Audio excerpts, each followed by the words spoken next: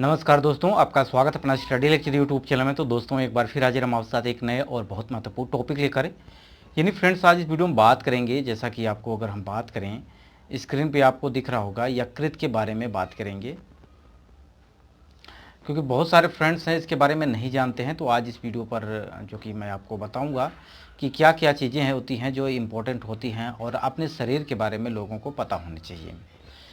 बात करेंगे यकृत यानी लीवर के बारे में, लीवर क्या होता है और कैसे काम करता है, साथ ही साथ इसमें क्या प्रोटीन्स निकलते हैं। जैसे कि अगर आपने देखा होगा कि कभी किसी का एक्सीडेंट होता है, उस दौरान अगर कोई भी ब्लड जो कि निकलता है, तो उस दौरान ब्लड कैसे रुकता है, यानी कौन सी प्रोटीन होती है जो आपके ब्लड को रोक देती है। तो आज इस वीडियो में पूरी डिटेल के साथ कवर करेंगे। वीडियो के अंत तक जरूर बने रहिएगा। अगर आप चैनल पर पहली बार विजिट कर रहे हैं तो चैनल को सब्सक्राइब जरूर करिएगा, बेल आइकन को जरूर प्रेस करिएगा, ताकि मैं जो भी वीडियो अपलोड करता हूं सबसे पहले आपके पास नोटिफिकेशन पहुंचे। तो यहाँ पे आपको दिख रहा होगा, जैसा कि अगर देखें तो स्क्रीन पे आपको दिख रहा होगा, ये है आपका, क्या है ये, लीवर है। क्या है ये, लीवर है। और ये कैसे काम करता है इस पर अगर हम बात करें तो आप यहाँ पे अभी सीख पाएंगे पूरे डिटेल के साथ। बने रहिए हमारे साथ।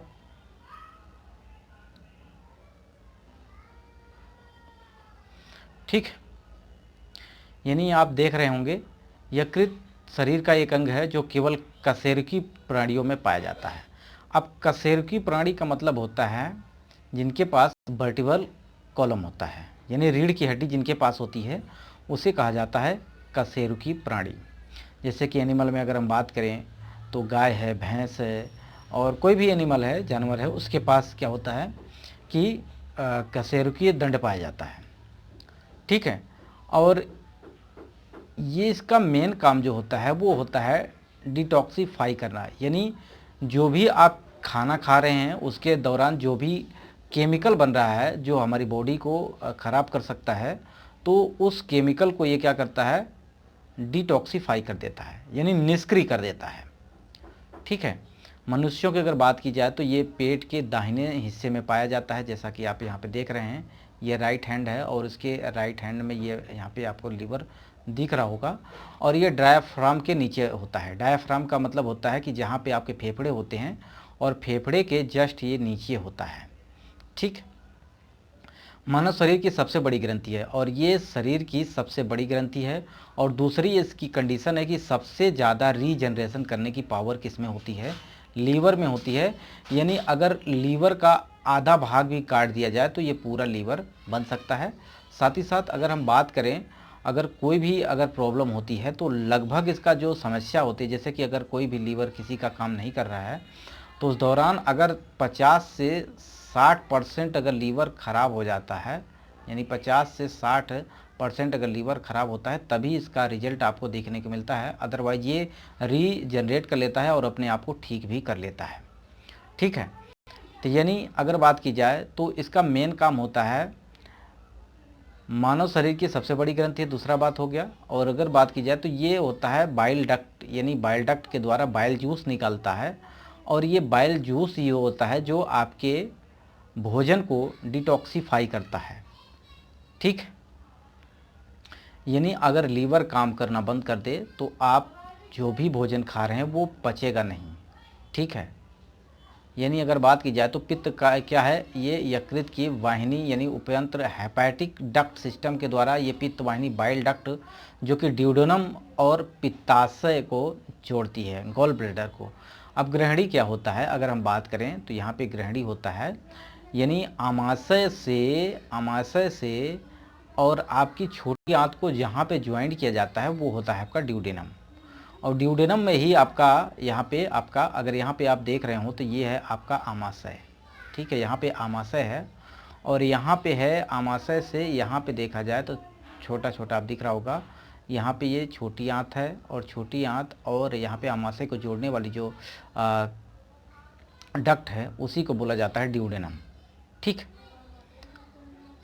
अब आगे बात करते हैं अगर, तो यहाँ पे इसके कई लोब होते हैं, यानी कई खंड होते हैं और हर एक खंड का अलग अलग भाग भी काम भी होता है। तो हेपेटिक डक्ट सिस्टम यानी पित्तवाहिनी बाइल डक्ट को ड्यूडेनम में और पित्ताशय में चला जाता है। पाचन में अवशोषित जो कि मेटाबॉलिज्म उपापचय क्रियाएं होती हैं, यह मुख्य स्थान के निचले स्थान यानी नाशपाती के आकार की थैली होती है। इसकी कैसी आकार होती है? नाशपाती के आकार की थैली होती है, और जिसे पित्ताशय कहते हैं। अब लीवर को ही बहुत सारे लोग पित्ताशय कह रहे होंगे, लेकिन लीवर के अंदर होती है जो कि एक डक्ट जिसे हम कहते हैं, एक थैली होती है जिसे पित्ताशय कहा जाता है, जिसमें पित्त क्या होता है, यानी बाइल जूस जो होता है उसमें संग्रहित होता है। यानी लीवर से जो निकलता है बाइल जूस वो पित्ताशय में एकत्रित होता है। ठीक है, यानी यकृत द्वारा स्रावित पित्तरस जो होता है पित्ताशय में संचित होता है। उपापचय में इसकी अन्य भूमिकाओं को में अगर बात की जाए तो ग्लाइकोजन भंडारण का विनिर्माण, लाल रक्त कोशिकाओं पर गठन और हार्मोन्स का उत्पादन करना होता है। यानी ग्लाइकोजन क्या होता है? ग्लाइकोजन की अगर हम बात करते हैं तो आप जो भी चीनी खाते हैं, जैसे शुगर आप खाते हैं, आप उस दौरान जो इतना भी शुगर खाते हैं, अब उस शुगर को किस में चेंज कर देता है? यकृत ग्लाइकोजन में चेंज कर देता है। यानी आपको एक्स्ट्रा जो होता है ग्लूकोज, उसको ग्लाइकोजन में चेंज कर देता है।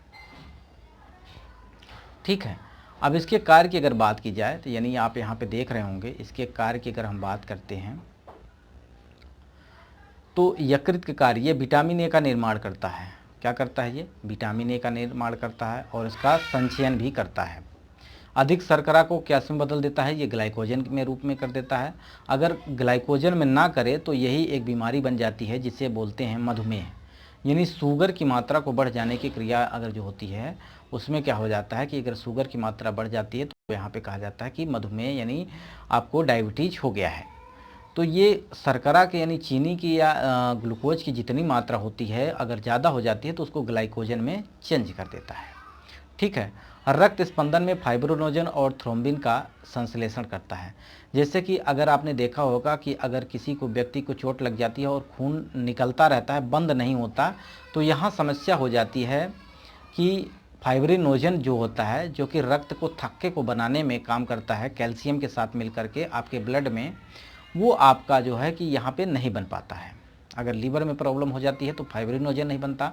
बहुत सारे लोगों को फाइब्रिनोजन और थ्रोम्बिन नहीं समझ में आ रहा होगा, लेकिन आगे मैं आपको खबर करा दूंगा, बता दूंगा। बट एक प्रकार का ये क्या प्रकार का प्रोटीन है जो कि आपकी ब्लड में होता है और ब्लड को जो कि संश्लेषित करता है, यानी इसको क्या कर देता है? थक्का जमा देता है। अगर ये चीज़ें नहीं होंगी तो आपका ब्लड जो है वो आपका थक्का नहीं बन पाएगा और ब्लड आपका निकलता रहेगा किसी भी एक्सीडेंट के थ्रू। ठीक है, हिपैरिन का निर्माण करना। अब हिपैरिन क्या होता है? हिपैरिन की अगर हम बात करें तो एक प्रकार का ये भी प्रोटीन होता है जो कि आपके ब्लड में होता है, यानी जो ब्लड वेसल्स होती हैं उसमें क्या होता है? आपका खून बहता है, फ्लो करता है। ठीक है, अब उसमें खून जो कि वाहिकाओं में क्या है कि इसके अंदर जम न जाए, इसके लिए एक प्रोटीन होता है जो कि ये हिपैरिन होता है, और यही होता है जो कि अंदर वाहिकाओं में खून ना जमने से रोकता है, यानी खून जमे ना। ठीक है, यानी थक्का ना बने। और आरबीसी का कब्रिस्तान होता है, यानी रेड ब्लड सेल्स का क्या होता है? कब्रिस्तान, जिसमें आपके सारे, जैसे कि अगर हम बात करें आरबीसी 120 दिन जिंदा रहते हैं आपके ब्लड में, और ये जब इनकी 120 दिन उम्र हो जाती है तो ये जाके प्लीहा में मर जाते हैं, स्प्लीन में मर जाते हैं, जो कि ये आपके लीवर के ही पास होता है। तो आशा करते हैं ये चीज़ें आपको समझ में आ गई होंगी। अगर इसके बाद भी कोई भी आपका प्रश्न है तो आप कमेंट बॉक्स में पूछ सकते हैं, इस पर मैं आपको वीडियो प्रोवाइड कर दूंगा।